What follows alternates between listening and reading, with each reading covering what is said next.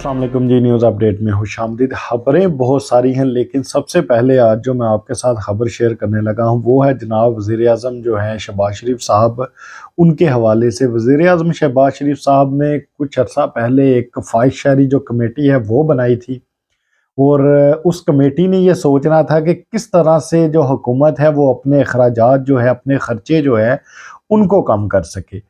अब उस पर एक रिपोर्ट सामने आ गई है, और बाकायदा तौर पर ये दो दिन पहले गालबन शहबाज शरीफ साहब ने इस पर एक प्रेस कॉन्फ्रेंस की, और उसमें कुछ पॉइंट्स थे, कुछ ख्वाहिशारी थी जो बताई गई थी कि किस तरह से हुकूमत जो है वो अपने खर्चे कम करेगी इनको। तो वो आज मैं आपके सामने रखने जा रहा हूँ, और फिर इसके बाद हम मज़ीद आगे भी बात करेंगे कि किस तरह से जो मरियम नवाज साहिबा ने एक बयान दिया हुआ था मोअज़्ज़िज़ जो सुप्रीम कोर्ट के जजेस हैं उनके बारे में, तो उस पर जो वकला बरादरी है इसने अब किस तरीके से आप कह लेंगे बदला लिया है, क्योंकि एक जो गुस्सा है वो तो है सबके लिए। तो अब वकला ने एक तरीके से बदला ले लिया है, वो भी मैं आपके साथ खबर शेयर करूंगा। और फिर पाकिस्तान ने IMF की एक और जो शर्त है वो भी मान ली है, ये भी आज की खबर है। और फिर ख्वाजा असफ साहब जो वजीर दिफा है उन्होंने अब मजीद यानी कि आप देखें कि जो मरियम नवाज साहिबा ने जो बयान दिया था जजेस के हवाले से, उस पर अभी भी ये लोग डटे हैं, लेकिन मजाल है कि कहीं पर भी किसी भी किस्म का कोई जो नोटिस है वो लिया गया हो किसी भी अदालत की तरफ से। तो ये कुछ चंद एक खबरें हैं जो आपके साथ आज शेयर होंगी, लेकिन सबसे पहले मैं आपको वो जो ख्वाहिशारी जो कमेटी थी उसमें क्या क्या चीज़ें जो है, क्या क्या ये हुकूमत इकदाम उठाएगी, वो मैं ज़रा आपके पास सामने रखता हूँ, फिर हम इस पर मज़ीद आगे भी बात करेंगे। अच्छा, सबसे पहला जो पॉइंट है वो ये है कि शहबाज शरीफ ने कहा कि वज़रा की तनख्वाहें मराद ख़त्म कर रहे हैं, ये जनाब कहा है शहबाज शरीफ साहब ने। अच्छा, नंबर 2 इसमें है जी, बड़े सरकारी घर नीलाम होंगे, यानी कि जो बड़ी बड़ी जो सरकारी इमारतें हैं उनको नीलाम करेगी ये जो शहबाज हुकूमत है। तो इसमें मेरा तो छोटा सा एक मशवरा है कि सबसे पहले तो आपके पास जो लंदन में फ्लैट्स हैं, आप अगर उनको ही नीलाम कर लें तो मेरे ख्याल से वो ज़्यादा बेहतर होगा, बजाय कि आप पाकिस्तान की जो प्रॉपर्टी है जो इस गयूर अवाम के टैक्स से बनी है आप उसको नीलाम करने का सोच रहे हैं।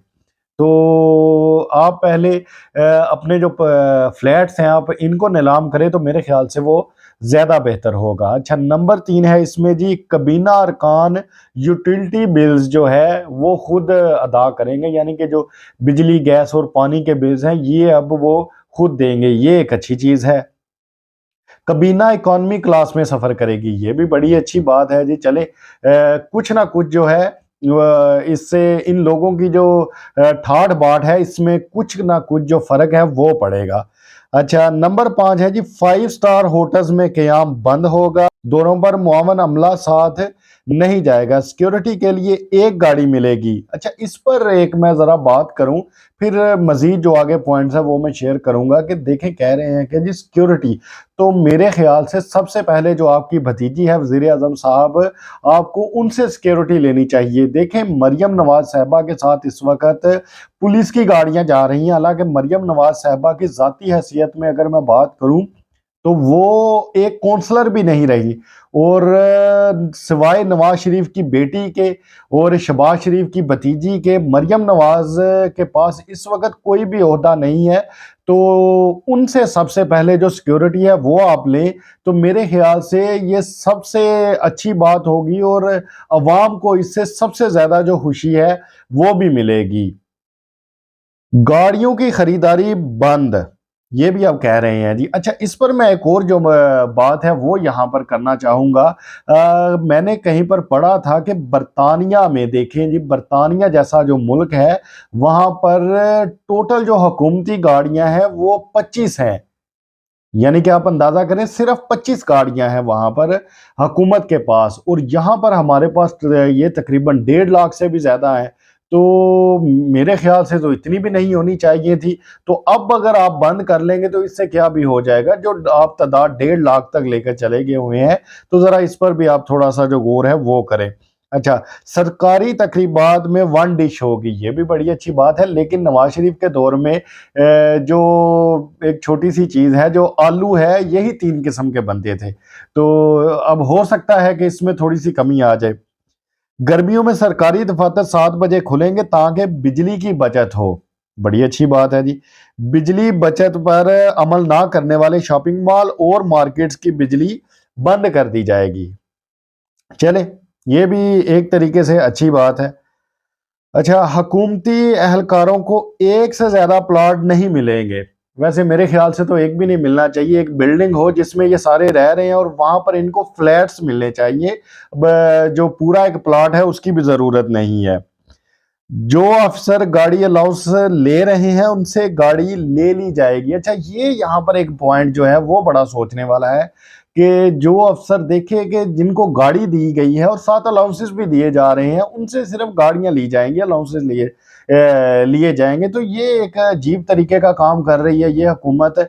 यानी कि इससे पहले देखे कि गाड़ी भी दी है और अलाउंसेस भी दिए जा रहे हैं। तो पता नहीं अब इस पर कुछ ना कुछ जो अमल है वो होता है कि नहीं। अच्छा, $300 का तोहफा रखने की इजाजत होगी, ये एक बड़ा मजे का पॉइंट है जी। $300 तक का। अब देखें कि इस पर सबसे पहले क्या हुआ था, जनाब जो नवाज शरीफ साहब हैं, ये तो लाखों के जो कलीन हैं वो ही लेकर चले गए थे। 500 और 700 की जो 600, इतने इन्होंने पैसे दिए थे। तो जो $300 है ये गालबन इस वक्त के हिसाब से तकरीबन ये कोई 80-90 हज़ार बनेगा पाकिस्तानी। तो ये तो इसमें फिर पूरा का पूरा मुल्क ही ले जाएंगे अगर ये $300 की है।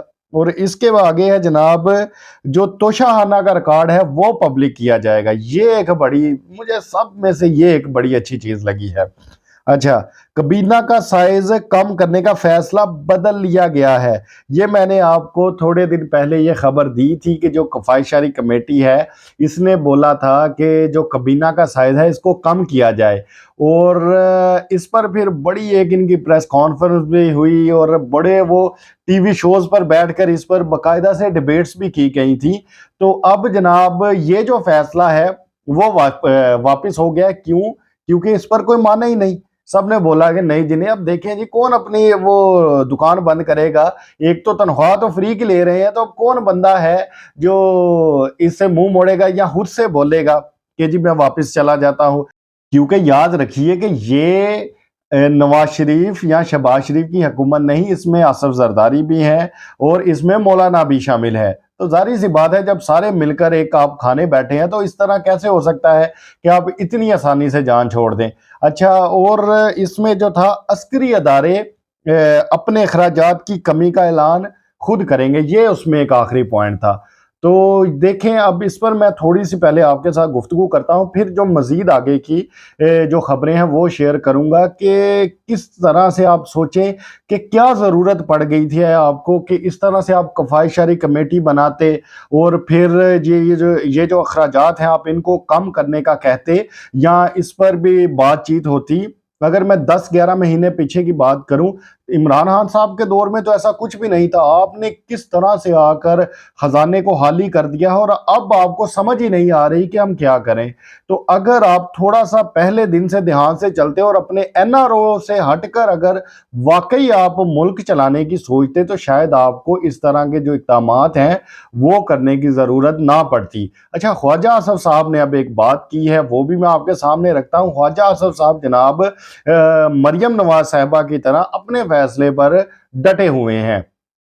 और किस तरह से ये लोग जो हैं वो जजेस पर हमला कर रहे हैं कि आप अंदाजा ही नहीं कर सकते। अभी ख्वाजा आसफ साहब कह रहे हैं कि पनामा जो केस था वो भी खोला जाए, पनामा लीक्स के हवाले से, और जो नवाज शरीफ के साथ जो ज्यादती हुई है इसको भी देखा जाए। अब ये असल में चाह ये रहे हैं कि किसी तरीके से नवाज शरीफ को दोबारा से अहल किया जाए और फिर हम इलेक्शंस की तरफ जाएं।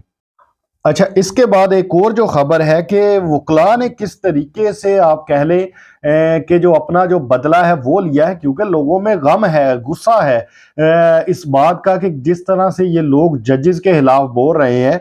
तो अब इस पर एक जो ग्रुप है, ये हामिद खान ग्रुप है, ये है जनाब इमरान खान पीटीआई का हामी है, और इस पर जो दूसरा जो गोंदल ग्रुप है, ये है जनाब नवाज शरीफ का हामी ग्रुप है। और ये सदर के इंतखाबात थे लाहौर हाई कोर्ट में, और वहां पर आप देखिए कि ये जो सदारती उम्मीदवार थे इश्तियाक अहमद खान ने 7,293 वोट हासिल किए हैं, और इनके मुकाबले में जो गोंदल ग्रुप है इसने जनाब 3,372 जो वोट हैं वो हासिल किए हैं। तो अब आप खुद अंदाजा करें कि किस तरीके से लोगों ने इस चीज का जो है वो गुस्सा निकाला हुआ है, क्योंकि लोग इस पर बड़े गुस्से में हैं, और लोग अब जिसका जहां पर बस चल रहा है वो अपनी चला रहा है। दूसरी तरफ पाकिस्तान ने आईएमएफ की जो शर्त है वो एक और वो मान ली है, और जो पॉलिसी रेट है इसको अब 2% बढ़ाने पर भी इत्तेफाक कर लिया है। यानी कि आप देखें कि किस तरीके से ये लोग अब आईएमएफ के आगे लेट गए हुए हैं, यानी कि आपके पास तो कुछ है ही नहीं। और इस पर एक और चीज है वो भी मैं आपको बताता चलूं कि अब आईएमएफ यहां तक भी शर्त रख रहा है, दूसरे ममालिक को कह रहा है कि अगर आपने पाकिस्तान को किसी भी किस्म का कोई कर्जा देना है तो ये आप शर्तें इनके साथ रखें। यानी कि खुद तो आईएमएफ जो शराइत है वो रख रहा है, लेकिन जो दोस्त ममालिक हैं अगर वो भी पाकिस्तान को किसी किस्म का कोई कर्जा दे रहे हैं तो उस पर भी अब आईएमएफ जो है वो सवाल रख रहा है और बाकायदा पाबंदियां लगा रहा है। तो ये इन लोगों ने अब इस मुल्क की हालत जो है वो कर दी हुई है। लेकिन ये मुल्क जो है, ये हुकूमत जो है, इसको इलेक्शन की तरफ नहीं लेकर जा रही, और जिसका खमियाजा जो है वो पूरी की पूरी जो 22 करोड़ की आवाम है उसको इस वक्त भुगतना पड़ रहा है। आपकी इस बारे में क्या राय है? आप अपनी राय से हमें जरूर आगाह कीजिएगा। आपसे मुलाकात होगी इंशाअल्लाह ताला अगली वीडियो में। तब तक के लिए अल्लाह हाफिज।